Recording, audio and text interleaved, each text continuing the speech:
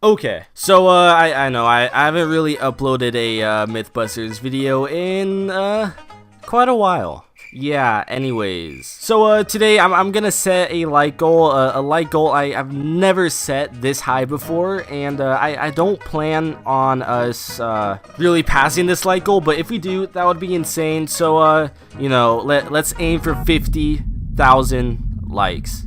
Like I said, that goal is pretty unrealistic, but anyways, if you do have a myth you would like me to test in the next or future episodes, go down in the comments below right now and drop a comment of a unique myth for a pretty good chance to have it featured. And if you can't really think of any myth at the moment, go down and also comment your favorite OG place in Fortnite. Mine's gonna be Anarchy Acres. I missed that place. It's now gone. It's no longer here.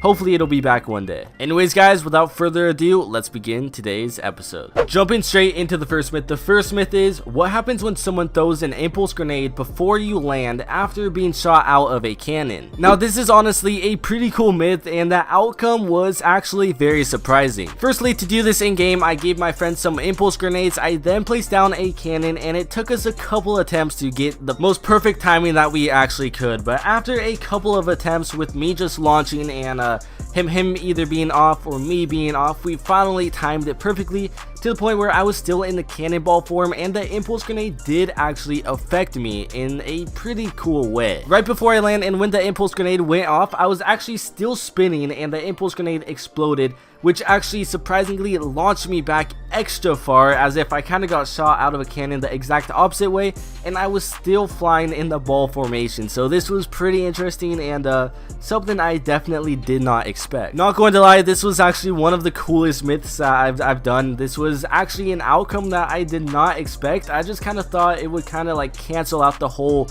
flying formation, that sort of stuff, but it actually shot me back pretty far. Going into the next myth, the next myth is, if your feet are frozen and you walk on lava, will the ice melt faster than if you were on land? Now, since the two items that actually give you frozen ice feet in the game have currently been vaulted, you really don't need to worry about this unless they do end up getting brought back sometime soon. But anyways, this was pretty fun to test out. When I did test this out, I of course had to use a glitch to get back to the main island in creative mode and still have access to the chiller grenades. That way I could get the ice on my feet. In game though, when I tested it, I first tested it out on land and timed exactly how long it takes me for the ice to kind of melt off of my feet without being on the lava. And of course it was a reasonable time, just nothing too special, just regular. Now I then had to do this in the lava. I first threw down the chiller grenade, and from the blast it launched me straight into the lava, and I of course was kind of bouncing around as if I was just kind of regularly standing there, nothing too special. And with the timer going, it was actually just about the exact same amount of time for the ice cubes to melt as well. I thought this was pretty cool. You would think the ice cubes will melt a little bit faster because of course you have ice and then you're on top of lava, so it's kind of like cold versus like the most extreme hottest substance, but I guess that wasn't the case. Overall though, I thought this was a pretty cool and interesting myth. Now the next myth is, will you be able to reach the bottom of the volcano while flying a plane, or will the wind push it back out? Now there's been some conspiracies about the plane being added into the game once again, and of course I'm not very happy about that, and I'm sure a lot of you guys aren't either. But I mean, if the plane does end up getting added back into the game, we definitely could take some tips from this actual clip right here. That way myself and all of you guys will know if the plane could actually go through the volcano without really being affected. To get planes and all of the creative stuff on the main island, I of course did the same glitch as I did in the previous myth. That way you guys aren't confused at all. I then placed down a plane and flew straight in from the top of the volcano, seeing if the wind would actually push me back out. But to my surprise,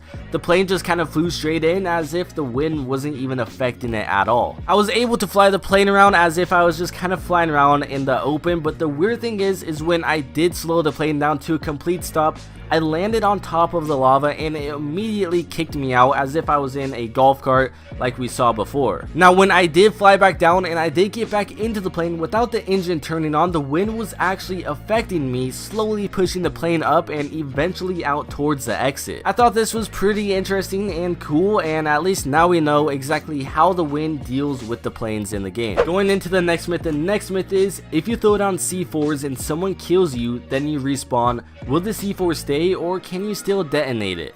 Now sadly, C4s are currently vaulted and are no longer in the actual Battle Royale itself, only available in creative mode. I do hope to see the C4s back in regular Battle Royale sometime soon. They were obviously a pretty overpowered item at times, but also pretty terrible at others. Anyways, when I did test this myth out in game, I threw down some C4s. I then had my friend kill me in game. That way I could respawn. I picked up all of the C4 stacks once again, and I tried to press right click to detonate it, and none of them ever detonated. I went through every single stack, and it never went off, sadly. I thought this was pretty weird, so I then threw down one more C4 from each stack and detonated it, and the only single C4 exploded, while the entire stack that I threw previously before I died did not. We then wanted to test one more thing, and that was actually shooting the C4 itself. I then first shot it myself with the shotgun, and of course it didn't explode, so I thought maybe an enemy has to do it, and it still did not explode. I swear they used to explode on bullet impact back in the day when they were in the game, but I guess they have since changed it. Now the next myth is, what happens when you go through a rift while on a zipline? I want to give a massive shout out to Camden FH for sending in this footage, letting me use it over on Twitter. Anyways, when he did do this in game, he got on the zipline and kind of flew straight into the rift itself,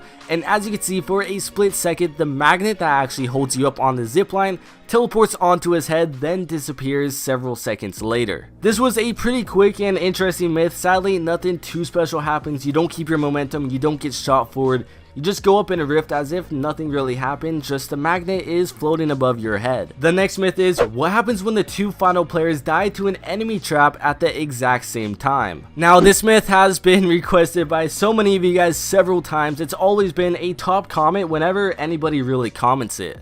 To do this, I use my custom matchmaking code, and it basically acts as if it's a regular game, just with a less amount of players. So the zone closes in as it is normally in a regular game. It still bounces as if a regular game as well. Everything is the exact same, just the player count is basically smaller, and it's a private lobby.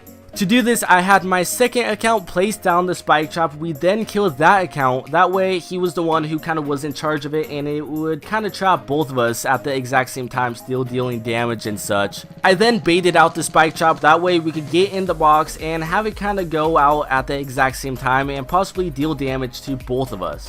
Now, me and my friend, we had just about the exact same ping. I had about 29, he had about 26, 27, because we live fairly close to each other, just a mile apart, so that's not really an issue.